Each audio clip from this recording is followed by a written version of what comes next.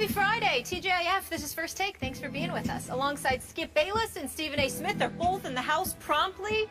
I'm Molly Karam. A sight for sore eyes. What up? Bristol, what up? Connecticut. What up? How are you? Bristol's finest in the house. I didn't take any chances with the traffic. Yeah. I stayed here overnight. Yeah, way to go. I stayed here overnight. Oh yeah, you know, Yeah. I chilled. I had a decent time. Good. Good. I'm all right. Got some sleep, hopefully. Oh, I got We got a lot to get into. Yeah. By the way, before we get into that, I want to congratulate Molly on picking Peyton last night. That was impressive. Thank you. I know who to side with moving forward. 1-0. Oh my goodness. One for the good guys. Congratulations, Wait, team Skip over there, right? So what we doing here? Skip and Skip Jr. No, Molly, Kid Bayless and Kid Karam. Molly could get in on the pick. She could do that. She could do that. She's qualified. Yeah. Bring it. Okay. It's okay. It's okay. Even though I don't know about the objectivity. Don't be scared. Don't be scared. I'm always scared. All right, next question. Let's go. Coming up, we're diving into all the Week 2 NFL matchups. We'll break them down. The guys are going to pick winners. That is in just a bit. But first, Thursday night football. Peyton Manning looking good at Arrowhead last night, throwing for 256 and 3 TDs. It's the first time in his career that he's won a game in regulation after trailing by 7 or more points with under a minute left in the fourth. Jamal Charles' second fumble of the game with just 27 seconds was returned by Denver corner Bradley Roby for a touchdown, costing the Chiefs the game and completing a ridiculous comeback in the Broncos' 31-24 victory over Kansas City. Peyton looking like himself. Jamal Charles with those costly errors. Skip, did the Broncos win this or did the Chiefs lose it? Stephen A. Smith, Peyton Manning won it. Period. End of story. And talk about a sight for sore eyes. I loved what I saw late in that game last night at Arrowhead, because after all we'd heard and all we'd talked about all week on this show about how new coach Gary Kubiak, with the blessing, I'm assuming, of his GM John Elway, had basically put Peyton Manning in assisted living at age 39, had basically told Peyton, no, you're too old to drive now. I need to be driving for you. I can drive you. I can drive you from goal line to goal line, but you have to listen to me, and I'm going to be in charge of the offense now. Poor little Peyton Manning in assisted living. That's how it came across. And then that happened. And that happened because that team fell behind 14-0. And all of a sudden, Gary Kubiak's like, I guess I got to hand the keys back to Peyton and hope he can pull it out. And did he ever? That last drive, that was a thing of all-time great beauty. To go 10 plays, 80 yards, last 19 to our guy Emmanuel Sanders for a big touchdown to tie it, 24. Then we know about the faux pas thanks to Jamal Charles at the end of the game that did happen to win it, although I thought Peyton could have won it in overtime. And Stephen A., after all the talk about how Gary Kubiak, we talked and talked about this, it's going to bring the new Broncos a new, bigger, badder running game. They had a whopping total of 61 yards last night on 22 tries for a whopping 2.8 yards per try. And despite being propped up by that running game, Peyton Manning still pulled that off at Arrowhead, where, by the way, career now, Peyton Manning at Arrowhead is 7-1 with 23 touchdown passes to 6 interceptions against his arch rival in one of the loudest outdoor stadiums in the world. And I'm going to say this again because I said it yesterday and I said it the day before. Going forward, I will still bet on Peyton Manning's resume, even at age 39. He looked 29 last night. But I'll bet on his resume over Gary Kubiak's resume. All this talk is just silliness to me because however far the Denver Broncos are going to get this year, now 2-0, Peyton Manning will take them. I thought he did have a lot of help from a defense that I have raved about on this show because I think it's being a little underrated as people are saying Peyton is now overrated.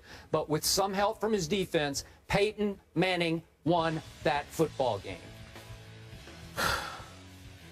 No surprise, we disagree. I'd give Peyton Manning credit. 26 of 45, 256 yards, 3 touchdowns, just one interception. That one interception was a pick six, by the way. We'll throw that out there.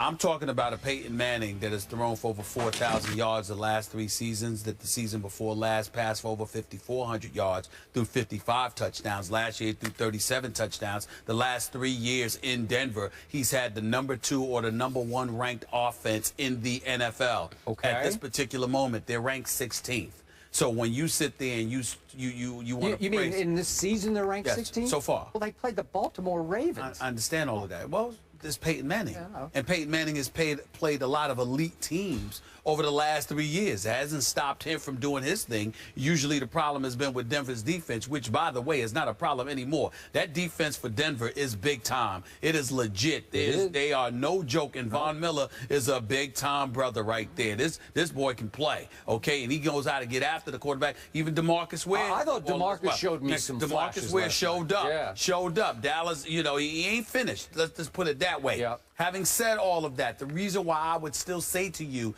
that as great as Peyton Manning was when it counted, and we certainly should take nothing away from him, Kansas City Chiefs turned the ball over 3 times.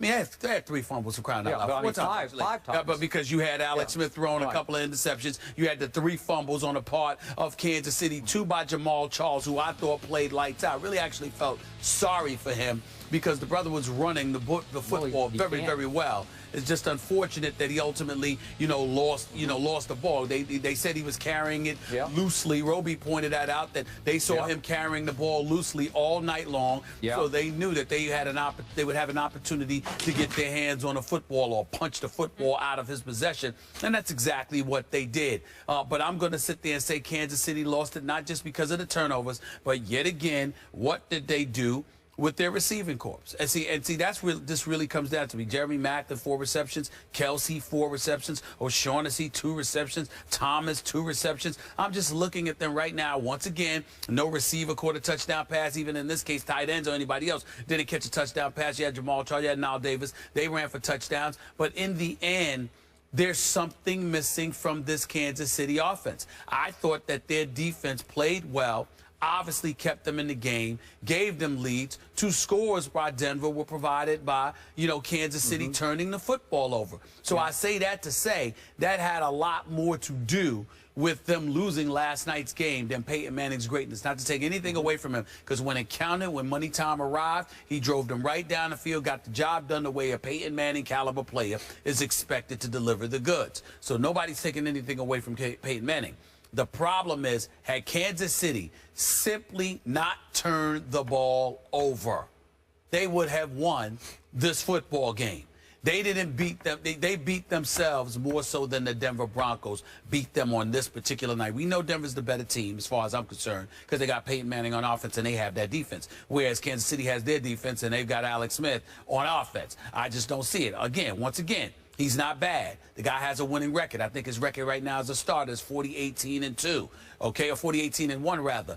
But I just look at him and I see a guy that when it's time to make a difference, to really elevate yourself to another level. Is Alex Smith going to do that? The answer is no. What he's going to do is he's going to manage the game. He's going to be consistent and methodical and relatively productive. He won't beat himself. He won't lose a game for you, even though he gave up pick 6. But what he will do is he will sit up there and essentially be neutralized in the event that you need him to step up and get it done for you. Jamal Charles was who you were going to have to rely upon to get that job done. I wish Andy Reid hadn't called the pass play before the half, which enabled Denver to tie it up with the pick 6. So then obviously recognizing he made that mistake at the end of the first half, he turned around near the end of the game and said, let's be relatively conservative and conventional here and give the ball to Jamal Charles and just go into overtime. And sure enough, he got the ball. A lot of people were ripping Andy Reid for just doing that without kneeling on, just like letting the clock run out. Well, yeah. Hey, Jamal Charles is as dangerous a breakaway back as there is in all of pro football. I agree with you. So I'm okay with handing him a draw play. I can't knock Andy Reid for that.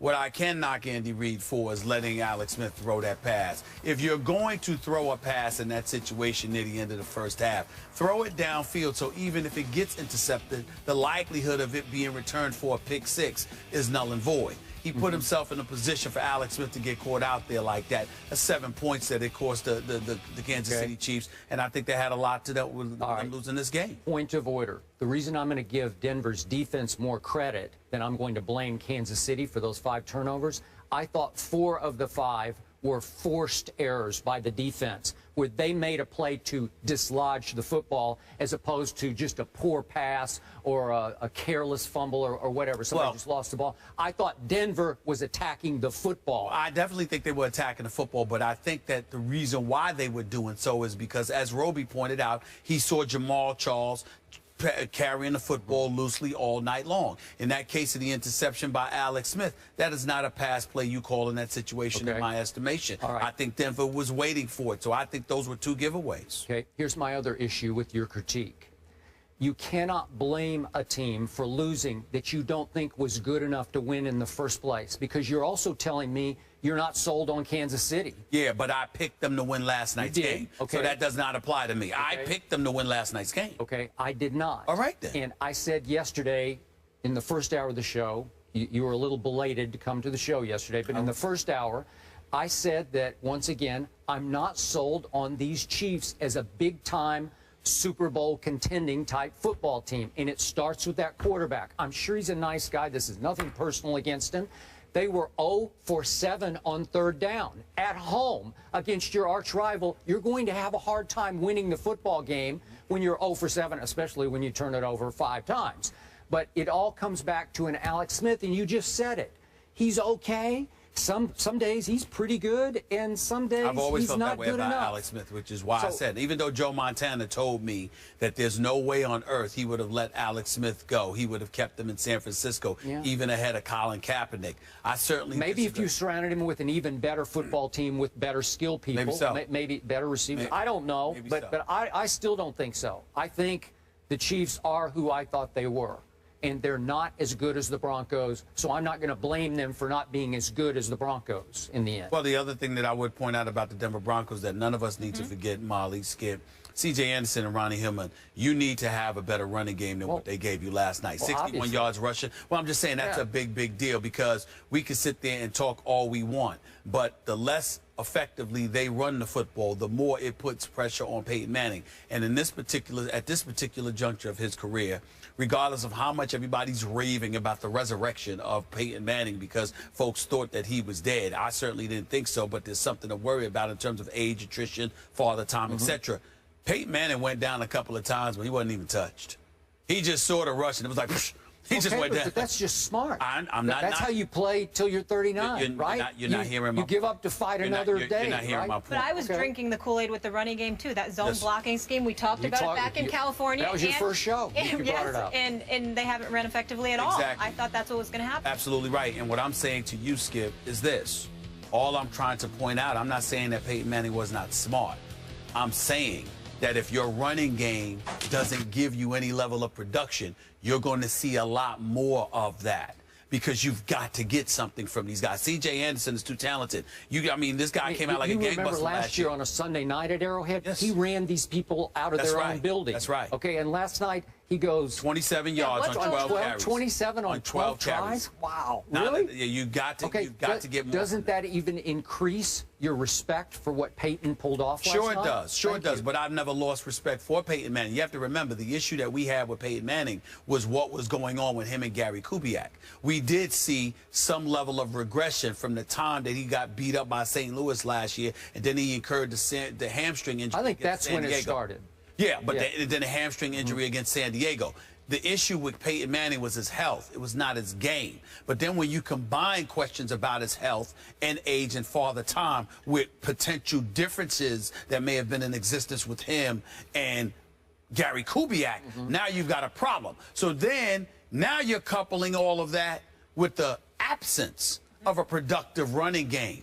That's where you have your problem, because no matter what we see from Peyton Manning, I mean, look, I'm telling you right now, he's smart to go down. You're absolutely right. Because when he does get hit, it looks like it hurts him. It really, really does. Ain't nobody going to knock it. I'm just saying, ain't nobody going to knock him for that. Again, father time, age, we've been watching him get hit for years. I'm just seeing it have an effect on him more so now than it did in the past. There's no shame in that. I'm just simply elevating the level of importance of a running game for him. Okay. Because regardless of how gifted he is, he can't sit back. He doesn't appear to be somebody that can sit back anymore and take the punishment that he once was capable of taking. Okay. That's something we got to watch out for.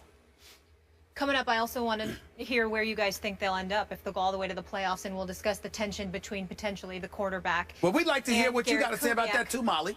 We will. You're We're going to Peyton discuss. expert, We're going to We wanna discuss hear. that later on. All I'm saying. Last night.